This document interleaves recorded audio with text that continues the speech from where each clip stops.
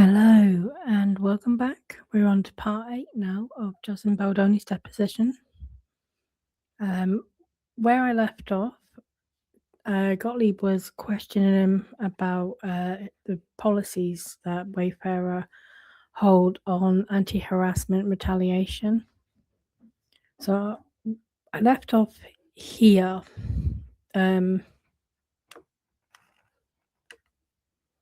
At this point, because I didn't want to kind of start a question that was going to be a long question. Okay. So, Gottlieb asks, okay, back on the document, page 7, do you see the section on anti-retaliation? Yes. Do you see the policy states? And then he reads, retaliation against an individual reporting harassment in good faith, for reporting harassment or discrimination in good faith or for participating in an investigation of a claim of harassment or discrimination is a serious violation of this policy and, like harassment or discrimination itself, will be subject to disciplinary action, which might include termination of employment. Acts of retaliation should be reported immediately and will be promptly investigated and addressed. Do you see that? I do. Do you understand that policy? I think I do. Were you trained on it? I believe I was. Do you see in the next section what an employee is supposed to do if they believe they have been subject to misconduct under the policy? I can be a little more specific with my question. Yes. The answer is yes. I was just reading it, yes. Do you see the sentence that says, if an employee believes they have been subject to misconduct under this policy, they may file a complaint with the appropriate agency. Do you see that? Yes. And do you see the agencies that Wayfarer Studios is directing its employees to file a complaint if they believe they have been subject to misconduct under the policy? Are the California Department of Fair Employment and Housing and the Federal Equal Employment Opportunity Commission. Do you see that? Yes. Do you know whether Miss Lively filed complaints with these agencies? I imagine, is the CRD complaint this? My question is what you know. I don't technically know. Okay, I think now is a good time for a break. So then they go off the record. And then they come back. Gottlieb asks, Mr. Baldoni, you spoke in publicly about a pornography addiction, is that right? I have. You were exposed to pornography for the first time at age 10, is that right? You must have read my book. It's more than his client did. I have read some things. You've talked about how that these typos on this are ridiculous. You've talked about how that addiction is supposed to be affected your relationship with women. I believe I have. And how in some ways you'll use your words and not mine, it infected or polluted your relationship to women, is that right? Shapiro objects.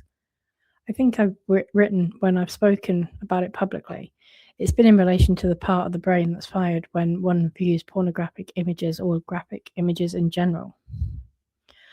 Okay, I'm most interested in what you said publicly about how in your life your view being exposed to pornography repetitively affects one's view of consent.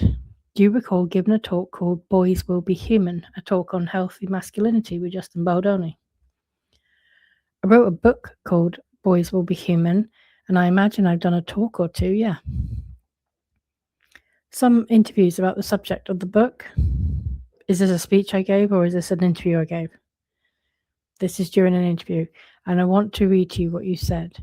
You said, when you hit 11 or 12 years old and your friends have a phone and maybe you don't and you're being shown things for the first time, and then you start to think that is what women want, and in porn, as we know, no means yes or try harder. It starts to become very confusing, which is definitely something that happened to me. Do you recall ever saying anything like that? I'm sure I did, yes. Is that what happened to you? Shapiro objects. When I was sexually assaulted, yes. You said after that, I'm sure I've crossed boundaries and lines in my teens and 20s, not even thinking about it, simply because of the porn I was consuming. Do you recall saying that? I'm sure I did say it, yes. Was that true? Again, I don't know. I said I'm sure I had, but I have never I've never not had consent with a woman. It was said in most of my book, and most of my speaking is speaking to men so that men don't have to feel ashamed of whatever it is they're experiencing. So in that situation, I'm not saying that I've crossed boundaries or not gotten consent. But what I'm essentially saying is there's even a possibility that in my teens and 20s, I wasn't aware. Well, literally what you said is, I'm sure I have crossed boundaries and lines in my teens and 20s, not even thinking about it, simply because of the porn I was consuming. So that's what you said. And my question to you is, do I understand your testimony to be that you were essentially making that up in order to make other men feel that you were relatable to them? Shapiro objects. No, I'm sure I had crossed boundaries in my teens and 20s. I'm sure I have. And do you think that was because of the exposure that you had to this kind of toxic pornography? I'm sure that was part of it. It was also a different time, and part of why I wrote the book was that consent wasn't taught to boys, and I wanted to make sure that we taught consent to boys and men. If I told you, Mr. Baldoni, that quote I just read to you was from a discussion that you had with No More, does that refresh your recollection at all in 2023? I'm sure it was. Okay. Would it surprise you to learn that in a discussion with No More, no, that you said you were sure that you had crossed boundaries and lines in your teens and 20s, not even thinking about it, simply because of the porn I was consuming? No, it doesn't surprise me. Did you ever consider whether people listening to that conversation with you and No More might be upset or triggered by that statement you made? Shapiro objects. No, as this is a conversation that is about healing, and these are conversations that I've had with the women at No More.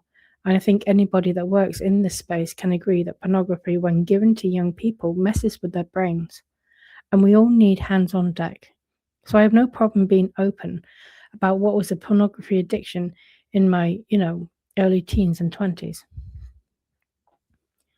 When did you free yourself of the addiction to pornography? Shapiro objects.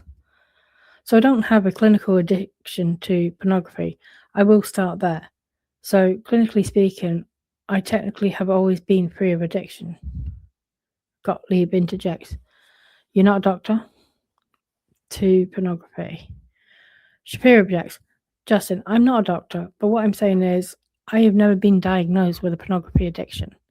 It was something that I talked about because I felt I was consuming porn when I was emotional, or in my teens when I felt lonely, mixed with like hormones changing and, all of the various things. And I also wasn't exposed like a lot of boys and men are today because I was born with dial-up modems. Gottlieb says, same. So I imagine, Justin now, we were timing our bathroom visits at the same time, so I'm assuming we're similar in age. So I've probably been free of it since I felt like I had one. I'd say early 30s. Okay, but it's fair to say that you have spoken openly and publicly, very openly, about having an addiction to pornography for some period of time earlier in your life. Yes, I was just clarifying because addiction is... Sure, you're not a doctor. Shapiro says, I'm sorry, I just want to ask both of you to wait until the other one finishes. Gottlieb, my apologies, I will try harder. Justin, likewise. Gottlieb, you attended Miss Lively's deposition, correct? I did. Do you remember at her deposition when your counsel, Mr. Friedman, asked my client, Miss Lively, would it surprise you that Justin never had an addiction to pornography? I don't remember that. Do you have any idea why? Shapiro objects. Justin, why what? Why would somebody who knows anything about you say that? Objection. I'm not a lawyer, I don't know. Do you believe that you don't believe that having an addiction to pornography absolves men of whatever they do as a result of that addiction, do you? Objection. Far from it. And you would believe men who cross boundaries with women should be held accountable for that, right? I think crossing boundaries is a very general, broad statement, but if based on whatever the boundary that was crossed, I think there should be an appropriate reconciliation, conversation, atonement. If one partner, regardless of gender, to a relationship, romantic, sexual, or otherwise, sets a boundary, yes, do you believe that boundary is negotiable? No. Objection. Okay, so once the boundary is set, somebody crosses it, you believe that the person who crosses the boundary ought to be accountable. Superior objects. Justin, yes. Okay. Do you recall ever talking about a meeting or a moment that you had with Britney Spears? Superior objects. Justin, I think I do. Do you recall meeting Britney Spears on the scene of Jane the Virgin? I do. Do you recall talking about that and telling a story about how I went up and gave her a hug, or I gave her a hey, I was like, hey, I gave her a big hug, and I think I scared her because she was like, hi, and then I just kind of had this awkward moment. Like, did I just harass Britney Spears? Do you recall saying that? I don't recall saying that, but I'm sure that I said it. Is that consistent with your recollection of how you remember that occurring, what I just said? I don't remember giving her a hug, but I remember I think I was way too excited to meet her, yes. But I don't remember the details of it. But I can't imagine that I was not telling the truth and sharing a story about it. Okay, have you ever been... She was very nice. Sorry? She was very nice. Okay, I'm pleased to hear that. Have you ever been the subject of a workplace investigation? Like they were investigating me? Investigating any aspect of your conduct at work? Not that I can think of. Prior to the events of this case, are you aware of whether anyone has ever accused you of harassment? To my knowledge, I have never been accused of harassment. Prior to the events of this case, are you aware of any time where you were accused of inappropriate behavior at work? No. Have you ever been disciplined in your time at Wayfarer Studios for your conduct at work? No. Other than what has occurred in this case, has anyone, to your knowledge, ever refused to work with you on account of your behavior? Not to my knowledge. Wayfarer produced a film, Empire Waste, is that correct? Yes. And who was the writer and director of Empire Waste? Claire Ayub. Were you involved in the production of Empire Waste? In a similar way that I'm involved in other productions, yes. Sorry? Yes. What is that way? I helped with the creative. I helped cast it. I helped Claire get the main song for the film and the editing process. Introducing her to a friend of mine. I gave notes on the edit. I approved casting. I helped her find the lead actress by having the idea to make a TikTok video looking for a very specific person. And because of that work, we discovered somebody that was phenomenal. And I just tried to support. I visited set and gave notes when I was there that she found very helpful, I think. Sounds like you did a lot. Not in comparison to what a on-the-ground producer does, but it's just part of what I do. But do you recall visiting the set? Yes. Did Miss Ayub accuse you of misconduct? No. Ever? No. You never heard from anyone that Miss Ayub had problems with your behavior on the set or during the production of Empire Waste? I never heard that from anyone that Miss Ayub had problems with my behavior. Even as you sit here today, have you still not heard anything? And again, I don't want to, nothing that you might have learned from your lawyers. So other than conversations you may have had with your lawyers, have you ever heard from Mr. Heath or anyone else at Wayfarer Studios that Miss Ayub had problems with your behavior during the production of Empire Waste? Again, I'm trying to be specific to your question. I have never heard that Miss Ayub had problems with my behavior. However, I am aware that Miss Ayub has signed a declaration that evidently said I was abusive to her or something like that. Have you read that declaration? I have. And that's a declaration that Miss Ayub filed in this case, right? Surprisingly, yes. In the second paragraph of that declaration, Miss Ayub writes, I wrote and directed a film called Empire Waste, which was produced by Wayfarer Studios. Justin Baldoni, a founder of Wayfarer, was a producer. As part of my work on Empire Waste, I had repeated negative interactions with Mr. Baldoni and his associates, including verbal abuse by Mr. Baldoni. I asked Wayfarer that Mr. Baldoni not be permitted on set during the majority of production, and as a result of those experiences. Do you recall reading that? I recall reading that. Did you verbally abuse Miss Ayub at any time? God, no. So it's your testimony that Miss Ayub is lying in what she's written here? It's my testimony that I did not verbally abuse her. I don't want to call her a liar. Have you ever talked to her about whether she feels that you verbally abused her? I spoke to her many times, especially after what could be considered an incident. And we had a lovely relationship, which is why I was invited to set, and I was very surprised.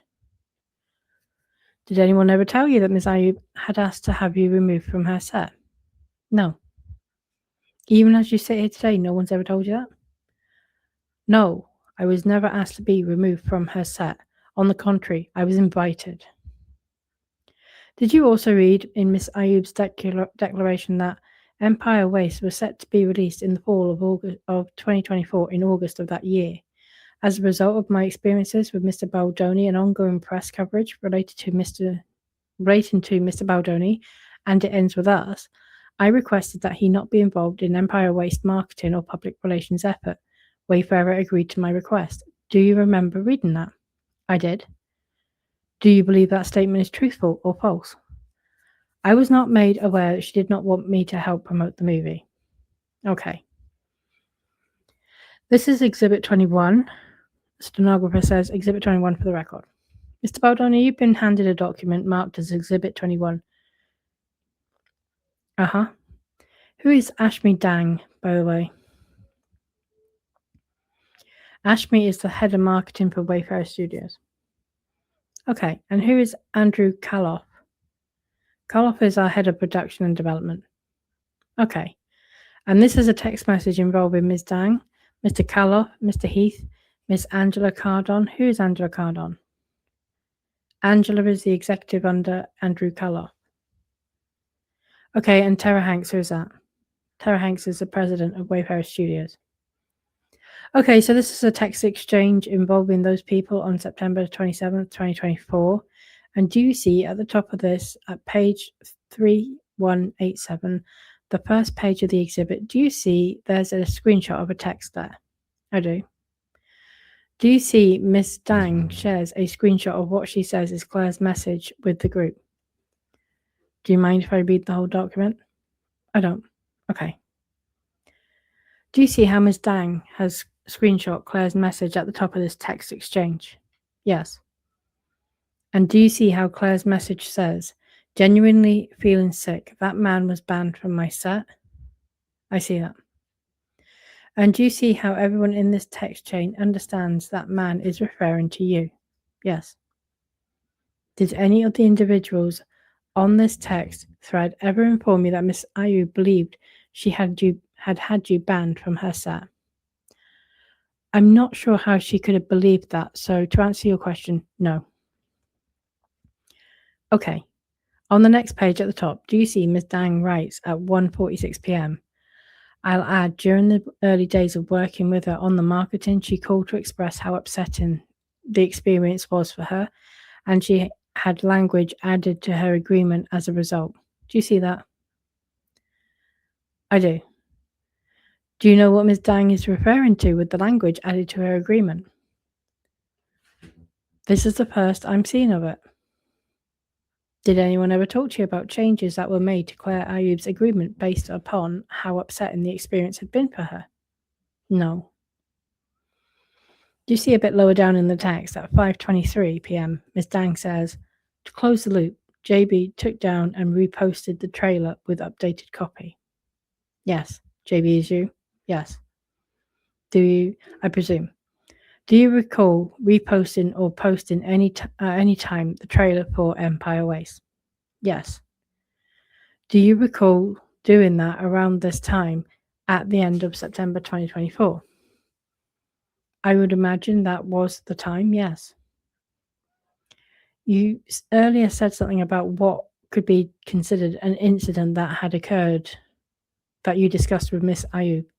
Yes. What was the incident? Claire and I had a lovely relationship. She was a first-time filmmaker, and I very much believed in the film that she was trying to make. Also, I was made aware that she was very inexperienced, so I had offered to mentor her and help her in any way that I could. So we went back and forth. We had a few calls, I believe, and I was building a relationship with her from that point.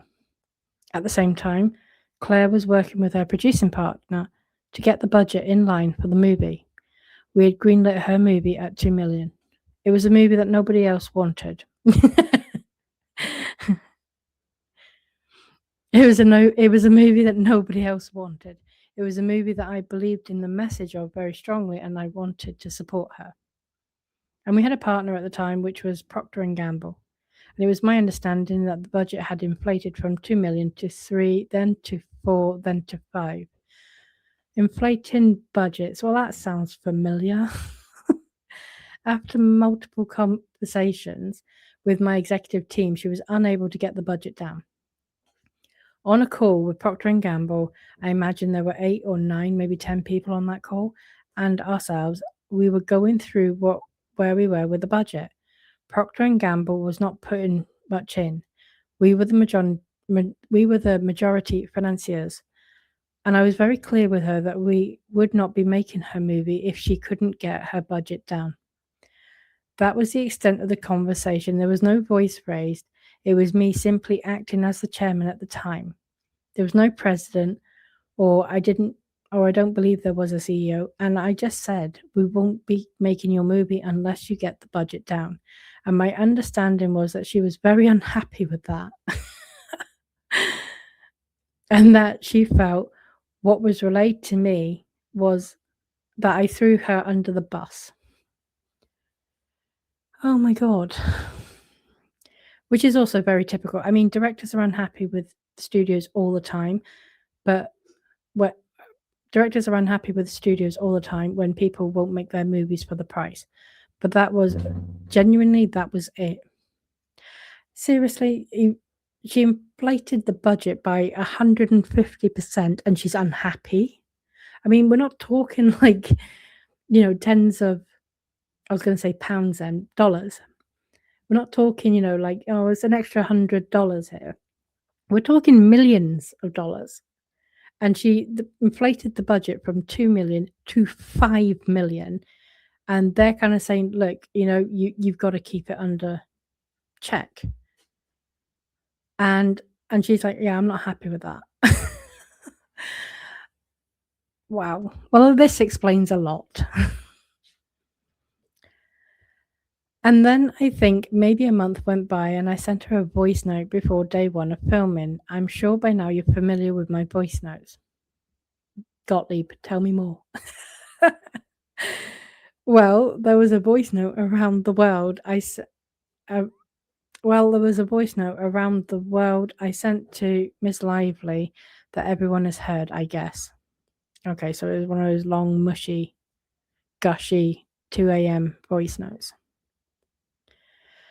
And I sent her a lovely voice note saying how much I believed in her and the mission, and she responded, and we had a lovely text exchange, and we texted throughout most of production, to which point I then came to visit. When was the conversation that you had with Miss Ayub that you were recounting here? Before pre-production even began? I don't even know.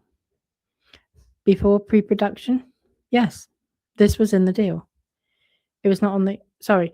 This was in the deal and making phase, before there was even a contract, before we had even agreed to make the movie. Okay.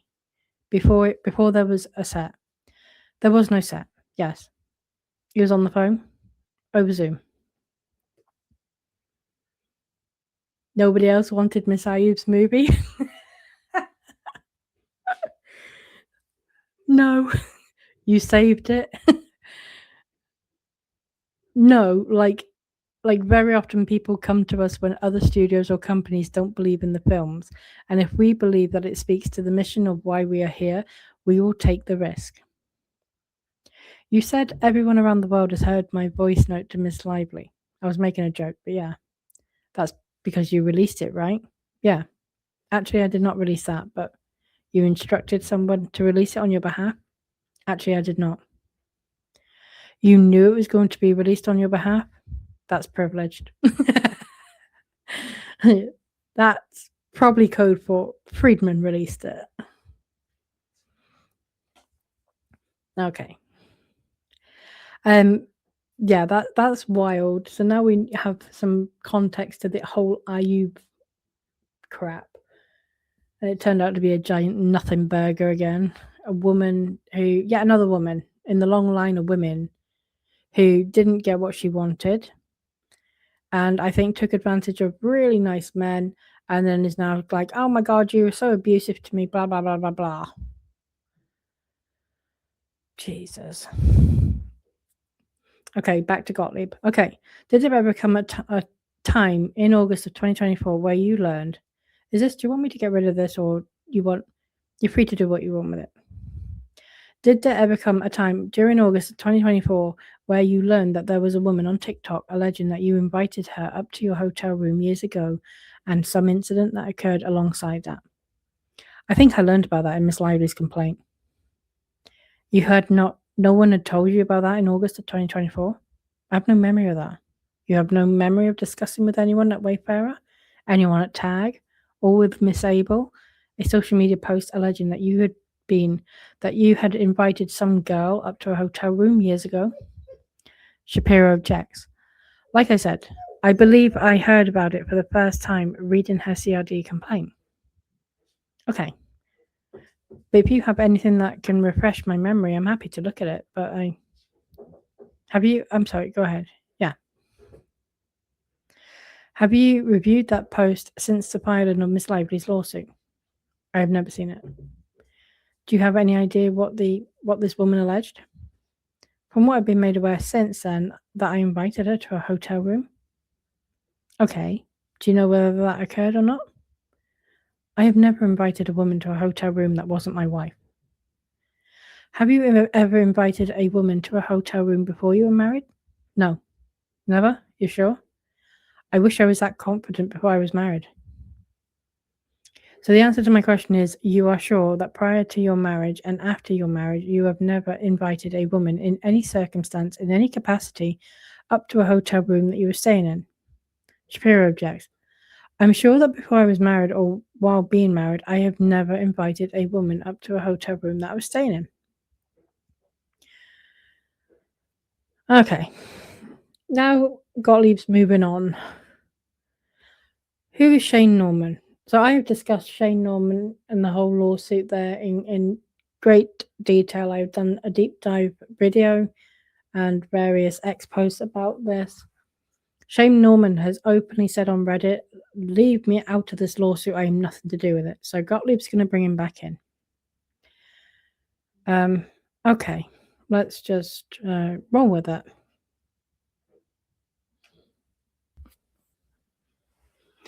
Right, okay, so so Gottlieb, okay. Who is Shane Norman? Justin. Probably not the woman you're talking about right now. Who is Shane Norman? Shane Norman is a former employee of Wayfarer Entertainment. And Wayfarer Entertainment was a predecessor company to Wayfarer Studios? Correct. And what was your role with respect to Wayfarer Entertainment? Founder? Co-founder? What was Shane Norman's role with Wayfarer Entertainment?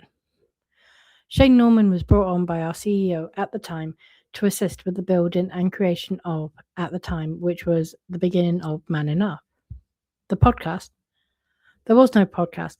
It was to help it was to help in the launch of the book Man Enough and to figure out ways that we could do activations and get more men involved.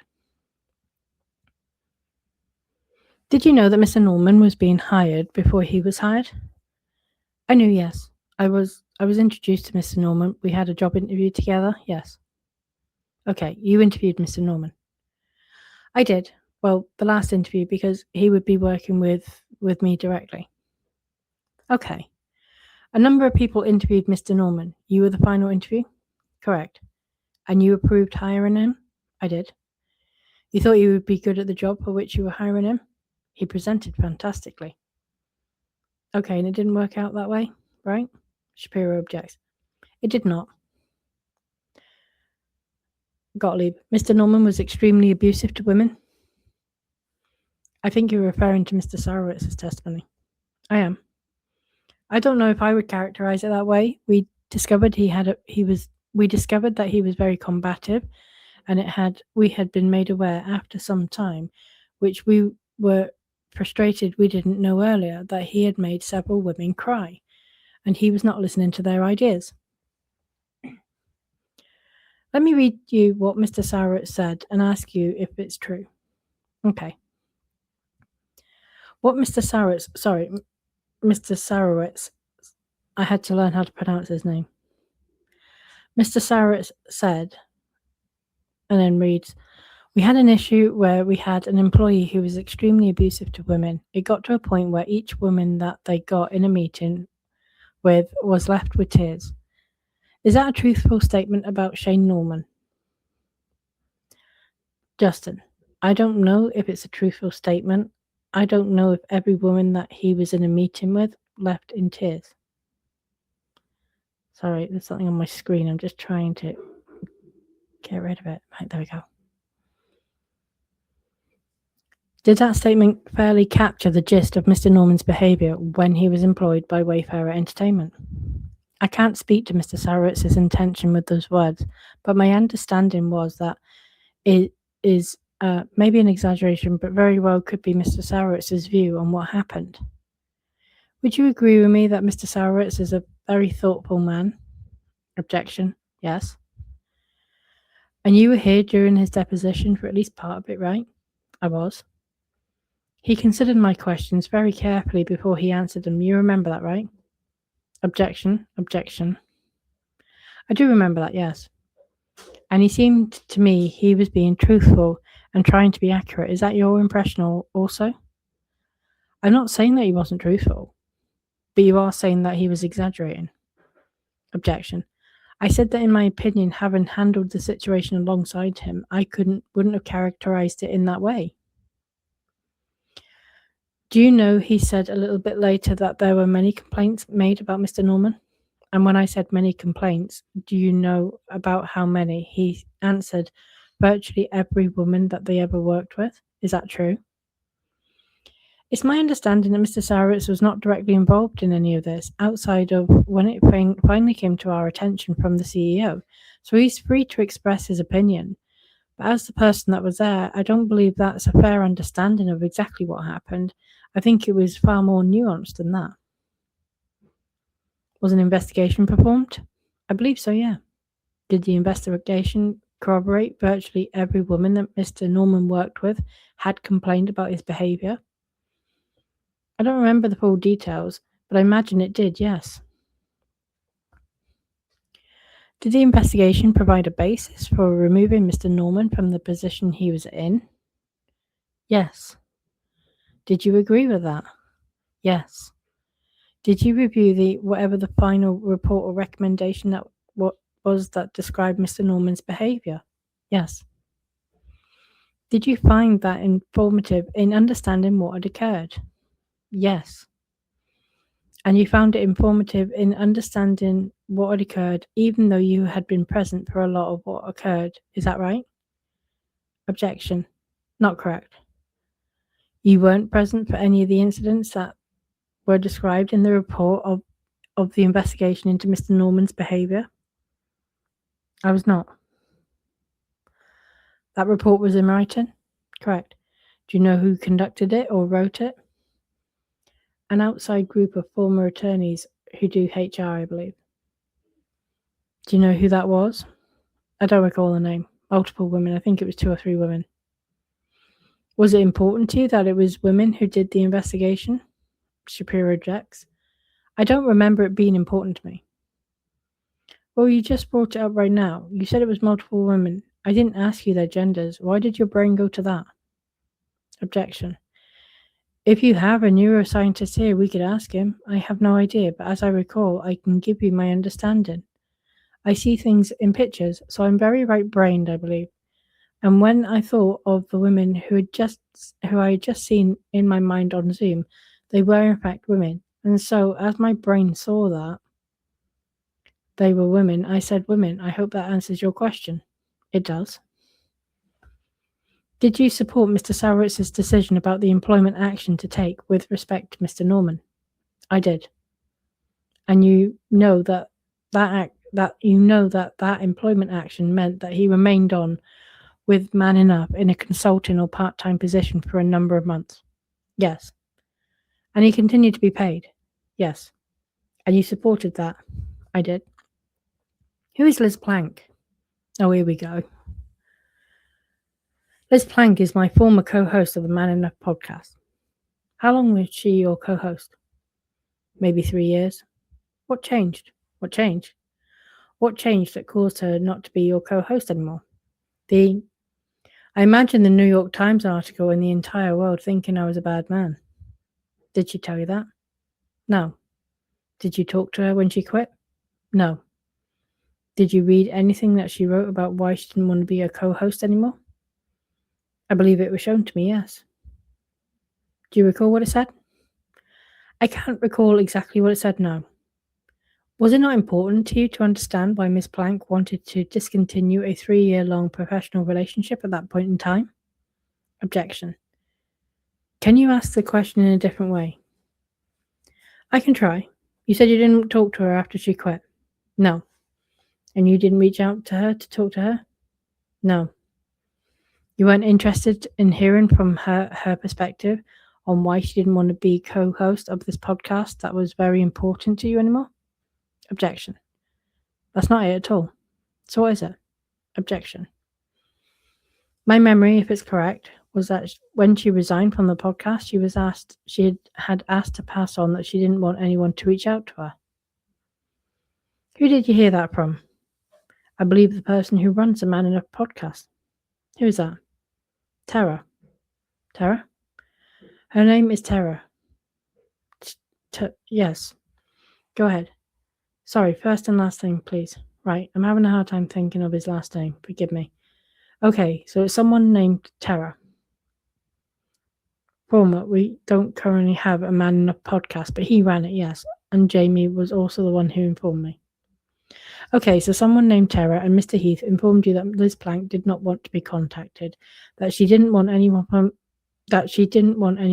from the show contacting her. Did they tell you why? No. Did you ask? I assumed. What did you assume? I assumed that she didn't want to have a conversation about why she left. Okay. And I tried to respect that. On the set of It Ends With Us, at any point in time, did you have a practice of hugging people to start your day? Oh. I think some people would qualify me as a hugger. Is that a yes? Shapiro objects. I wouldn't call it a practice. I also have a practice of high-fiving people, so my question was, on the set of It Ends With Us, at any point, did you have a practice of hugging people or giving hugs at the start of the day? I wouldn't call it a practice, but if you ask a different version of the question, I might give you the answer that you want. Your lawyer is going to get really mad at you if you try to do that. Are there any days that you can think of where you began the day by hugging multiple people at the start of the day's work? Objection. Sure, yeah. On more than one day? Yes. Was it every day on the production of It Ends With Us? Did I give a hug to more than one person on every day? Every day at the start of the day. I'm sure I did or got hugged. I don't know if it was exclusively given. Did Mr. Heath? Objection. I wasn't with Mr. Heath all day every day. Okay. On the first day of shooting, do you know if you greeted people at the start of the day, May 15th, 2023, with hugs? I don't, but I imagine I did and was given hugs too. Cast members and crew? Objection. Is that a question? Did Did you hug cast members and members of the crew on May 15th, the first day of production? I imagine hugs were exchanged between cast members and crew, including perhaps some people you had not met before. And then Shapiro object.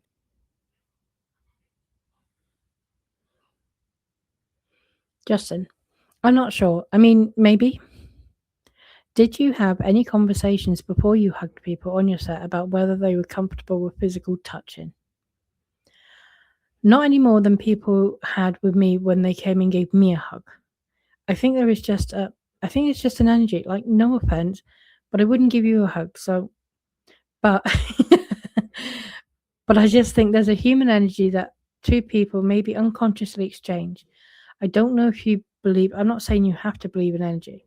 I'm just saying that I think there's a human greeting when you're starting something that's going to be a journey that's not going to be easy, where you're creating an environment, and oftentimes, like the way that I move through the world, I think I'm very open, and people would oftentimes will hug me. Present counsel excluded. No hurt feelings, sir. You were the director of this film, right? Yes. And you're a supervisor? Yes. And the policy that we talked through in some length before, one of the things it references in it is hugging. Do you recall that?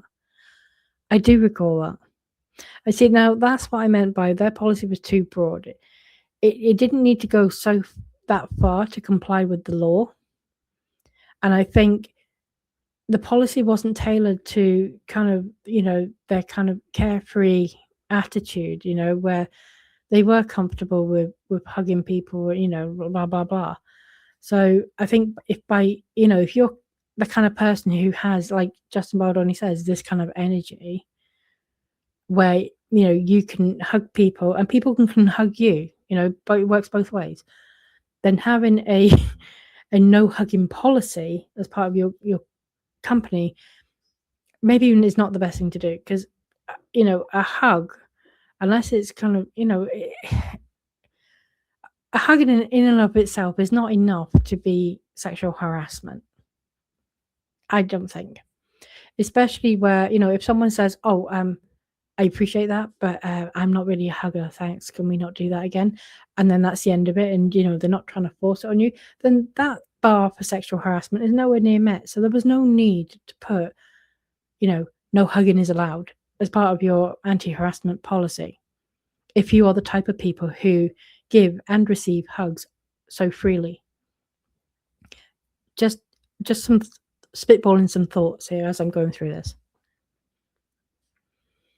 Okay, so Justin, so I do recall that, talking about the no hugging in the policy. You also understand because it's part of how you set up your studio that there are power dynamics at play in the workplace, right? Shapiro objects. Justin, yes.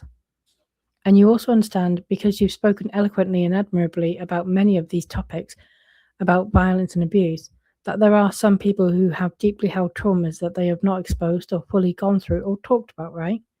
Objection, of course. And that might make somebody that has had trauma, and that might include somebody that has had trauma that makes them just uncomfortable with being touched. Absolutely. I mean, Blake Lively has openly said she's never been through anything traumatic, so that doesn't even apply to her. Okay, you hugged Miss Lively on multiple occasions on set, right? Yes. Every day? Objection. No. How many times would you estimate that I hugged Miss Lively? On the set. So not outside of the set environment, but at work on the set. Objection. Are these hugs? I'm so sorry. Sorry, are these hugs that I initiated, or are these hugs that I was recipient of? You can characterize it however you'd like. I just want to be accurate in my testimony as possible. Okay. As it relates to hugging, that was my question. That was the question. Which one? You can include hugs you believe you initiated and hugs you believe Miss Lively initiated. Shapiro objects. Like lump them all together? Sure, your best estimate. Okay. Number of times. Objection. Maybe a greeting and an exit. So at most, maybe, again, I don't know. That's my answer to you, Mr. Gottlieb. After all that, he doesn't know. Fair enough. And when you don't know, that's what I always want your answer to be. I don't know. Do you know who Vivian Baker is? Vivian Baker is Miss Lively's makeup artist, I believe. Do you know that she testified under oath in this case? I assume her testimony would be under oath. Do you know that she testified under oath in this case? Yes. Are you aware that she testified that there was a culture of hugging on the set of It Ends With Us? I am now. Are you aware that she said that made a number of people uncomfortable? I find that odd. You find that odd? Why? Because Mrs. Baker was often the one that would run up and give me a hug. And because of that, you find it odd that she testified that a number of people felt uncomfortable with the culture of hugging on the set of It Ends With Us? Correct. Do you remember earlier when you testified about the hot tub? You're referring to what? Sexually harassed? When you were sexually harassed in the hot tub? Yes. Do you remember that moment when you thought, maybe I should do what this powerful person is suggesting that I ought to do? Shapiro objects. I don't know if I testified to having a moment where I thought maybe I should do what he's suggesting I do. No, he didn't. He didn't say that. That's not true. Do you remember saying that to Glamour? I don't remember saying that to Glamour. Do you remember thinking that for a moment? Shapiro objects. I remember seeing his naked genitals inches away from my face before he walked and lowered himself into the hot tub and asked me to take my pants off. Okay. My shorts. I don't know if I remember feeling, should I? I remember feeling, how do I leave the situation? Do you think Miss Baker was perjuring herself when she said that multiple people felt uncomfortable because of the culture of hugging on the set of It Ends With Us? I mean, it's hearsay. She is speaking, saying, oh, so many people felt uncomfortable. That's hearsay. It's not even admissible. It means nothing. I don't even know why they're wasting time on this point. Right, Shapiro objects. I'm not sure how my assumption of Miss Baker's testimony would lead to perjury. Do you or do you not think she was being truthful when she said that multiple people felt uncomfortable about a culture of hugging on the set of It Ends With Us? Shapiro objects. I think she was being truthful. That's not why I said I thought it was odd. Okay, did you ever hear from anyone on the set of It Ends With Us that daily hugging was making them uncomfortable? There was a point in time that I heard that, yes. And when was that? That was from Ange Giannetti and, I believe, Alex Sachs. Do you recall when that was? It was early on in production, maybe first week or two. Okay, so that's in May of 2023. Objection. I have a feeling you know the date better than me, so yes. And what did you do when Miss Sachs and Miss Giannetti told you that certain people felt uncomfortable with the hugging on the set of It Ends With Us? Objection. I stopped hugging. Did you perform an investigation because people didn't want there to be as much hugging? That's my question. No. Did you inform anybody in HR? I did not. Even though hugging is one of the items that appears in your sexual harassment policy? Objection. I was unaware of any official complaint of the hugging. In fact, quite the opposite. Again, and we did this before, you understand, because we had this exchange before, that an official complaint does not need to be filed in order for something to violate the Wayfarer Studios sexual harassment policy, right? Objection. Correct. And you understand that there are supervisor responsibilities that apply? Objection. That do not depend upon the filing of an official HR complaint, right? Objection. Correct. Okay. But just to point you back to 9054, page 6, paragraph 1, 2, 3, 4, 5, 6, it says, if any supervisor or manager becomes aware of a violation of this policy, and I stand by the fact that I was not aware of any violation of the policy.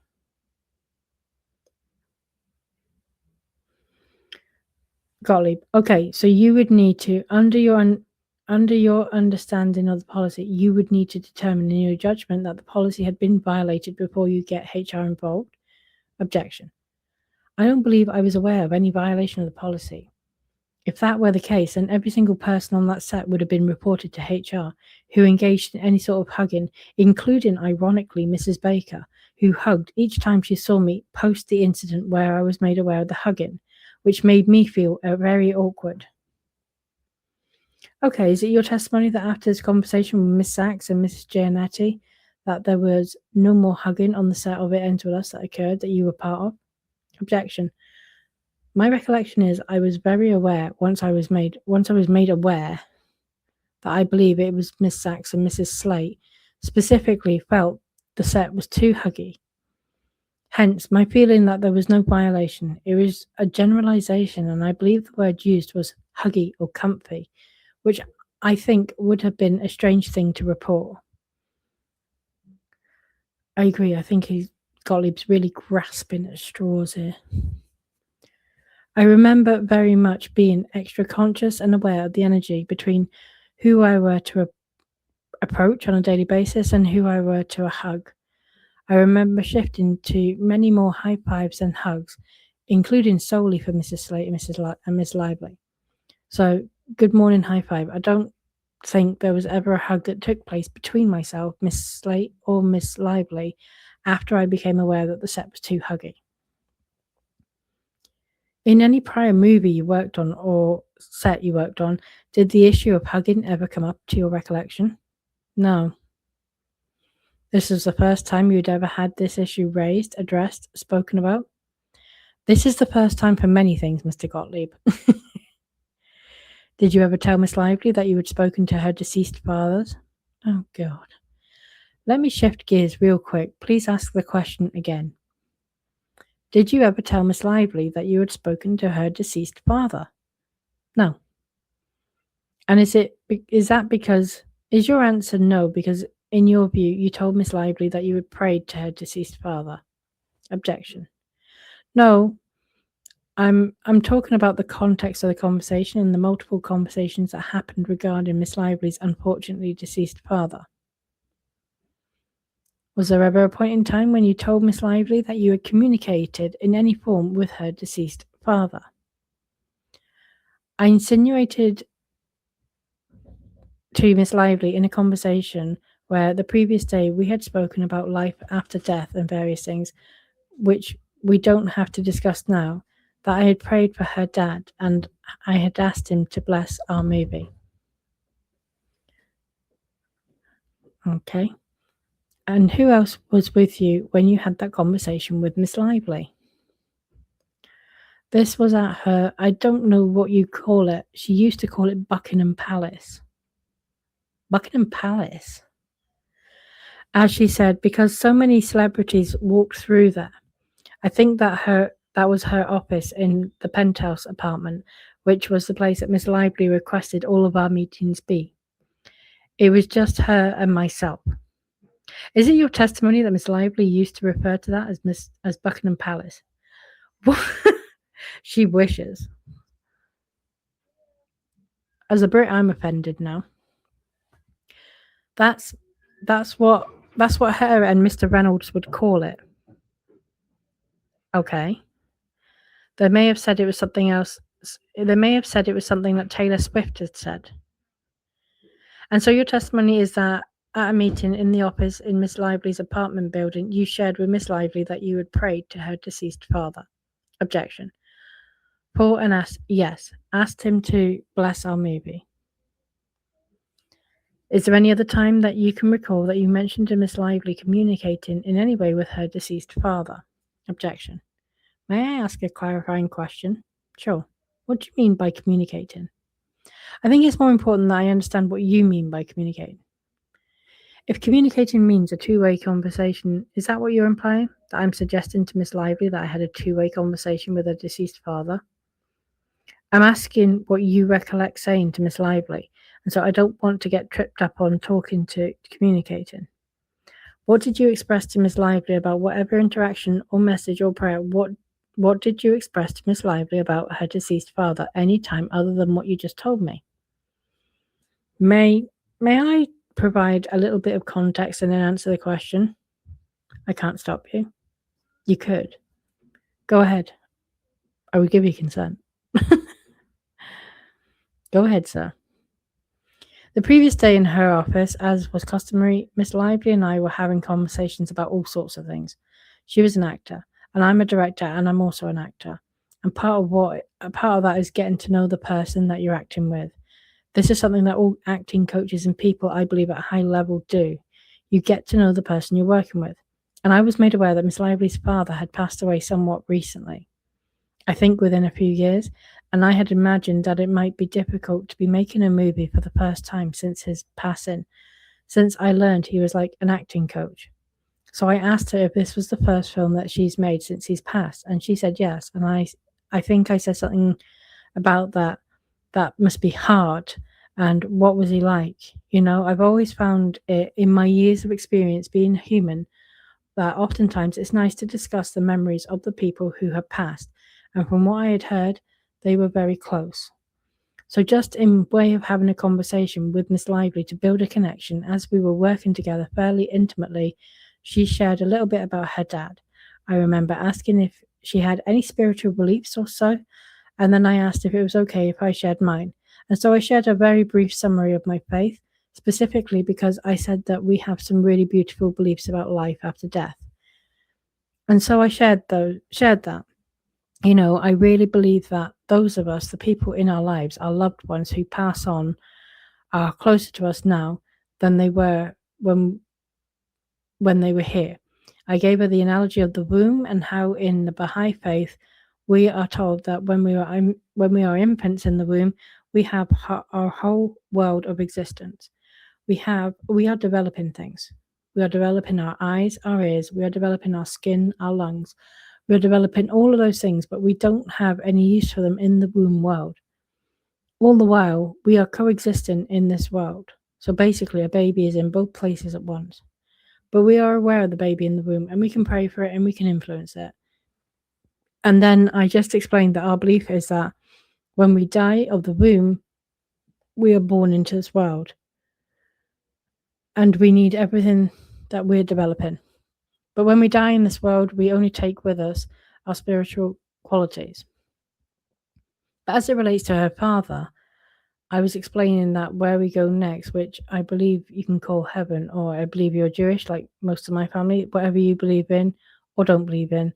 What I was explaining to her was that I believe that just like we could pray for the baby in the womb, I believe they can help us and pray for us, which is why all these little coincidences and miracles can happen. So based on that conversation, which I actually went back and told my wife that Miss Lively and I had a lovely conversation about life, she seemed very engaged. But also she's an actress, so maybe she wasn't. That next morning when I come in, because I prayed for her father, I let her know that. And so it was in the context of this larger conversation, which I summarise shortly.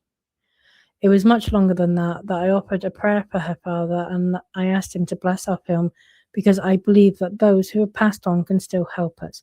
I wasn't in any way saying that him and I had a conversation and broed out. And that wasn't all the context, nor do I think that if you were a witness in the room, you would have felt that way. Wow. I mean, that was a lot, but that context definitely helped. And obviously, praying for someone's deceased father is not sexual harassment. Shapiro, Mr. Gottlieb, can we take a short break? Gottlieb, after I'm done asking a follow-up question to that answer, which was approximately 6 minutes long. After all of that, a beautiful conversation, like, yeah, that took 6 minutes. Justin, I'm sorry, you gave me context. I told you could. I was only following direction. I'm noting it lasted 6 minutes. I'm not interested in this question. I'm not interested in what you intended to communicate. I'm interested in what you recall specifically saying, the words you specifically recall saying, and at any point in time that you can think of, did you say to Miss Lively that you had spoken to or had a conversation with her deceased father? Objection. At no point in time have I ever spoken to Miss Lively and said that I had a conversation with her deceased father, nor have I ever said to anyone that I've had a conversation with anyone who is deceased, as I was not born with that ability to speak to the dead. Okay, and I'm almost... Shapiro, can we take a break? I'm almost done. One more question, then we're taking a break. That was Shapiro. Gottlieb. Do you recall ever saying to Miss Lively after she referenced the joke, "Tell my dad he owes me $40"? Do you recall ever pulling $40 out of the coat of one of your pockets? Shapiro objects. Out of the pockets of one of your coats. Objection. So I remember a very funny coincidence, and I don't believe it was $40. I believe it was 20.